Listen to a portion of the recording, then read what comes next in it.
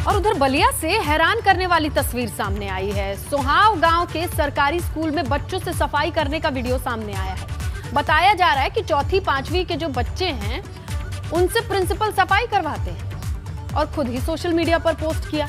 सवाल उठने के बाद प्रधानाचार्य ने सफाई दी कि बीएसए ने तो जांच की बात कही है।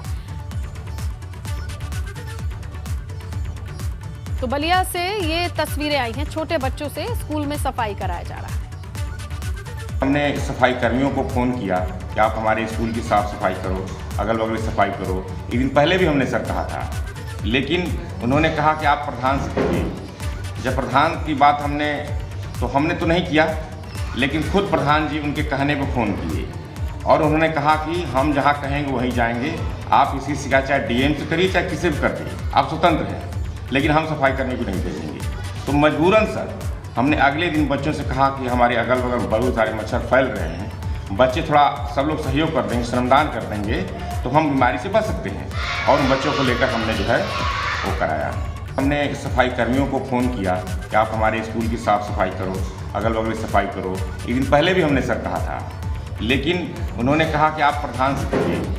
जब प्रधान की बात हमने तो नहीं किया, लेकिन खुद प्रधान जी उनके कहने पर फ़ोन किए। अच्छा होता कि प्रिंसिपल साहब भी सफाई करने के लिए कूद पड़ते। खैर आगे बढ़ते हैं, बात करते हैं वाराणसी की। ज्ञान व्यापी मस्जिद जमीन विवाद में इलाहाबाद हाई कोर्ट ने एक अहम फैसला सुनाया है। इलाहाबाद हाई कोर्ट ने मस्जिद की जो जमीन है उस पर एएसआई से खुदाई कराकर सर्वेक्षण कराए जाने वाले जो फैसले की बात करें तो उसे अगले आदेश तक के लिए रोक दिया है। साथ ही हाई कोर्ट ने सभी पक्षों से 2 हफ्ते में नए सिरे से जवाब दाखिल करने की भी बात कही है। क्योंकि यहाँ जिस तरह से आशुतोष तिवारी जी जो जज थे civil division fast track court के, वो उन्होंने अपनी न्यायप्रियता नहीं दिखाई।